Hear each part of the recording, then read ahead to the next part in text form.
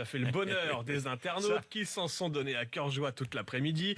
Visiblement, les Strasbourgeois ont tenté d'apprendre à Manuel Valls la recette du kouglof. Certains internautes conseillent au type qui a enfariné Valls de plaider la négligence. Ça a très bien marché avec Lagarde. D'autres pointent le gâchis de nourriture. Quand je pense à tous ces petits pains au chocolat à 15 centimes qu'on aurait pu faire avec toute cette farine, écrit un internaute.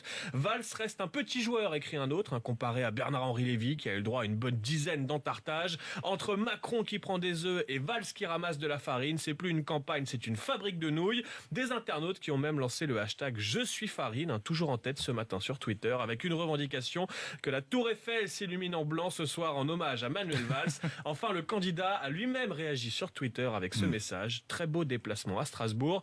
Quelques grammes de farine, mais des kilos de sourire. Et puis les internautes préparent leur réveillon de Noël et les repas de famille qui vont avec. En anticipant les phrases qu'on entendra forcément à table demain soir. Évidemment, le jeu de mots, le fameux noyeux Joël qui tombera à un moment donné pendant le week-end. C'est obligatoire.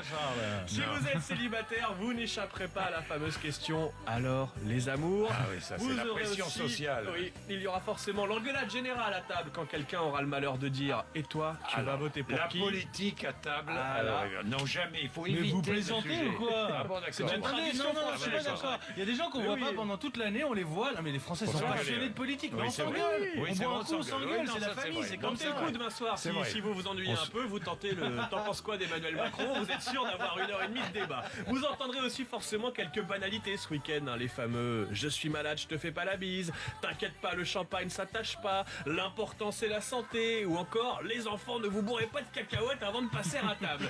Il y aura aussi quelques questions gênantes au moment des cadeaux. Par exemple, c'est joli, mais qu'est-ce que c'est? Sans oublier le grand-parent qui dira forcément, ça aussi c'est une tradition française, moi, à mon époque, on avait une orange à Noël. Oui, Vous ça, l'entendrez ce week-end, c'est sûr. Bref, Tout le monde l'a entendu, ce qui était vrai quand même à une époque sais bien, pour certains. Jean-Jacques. Enfin, tout le monde l'a entendu.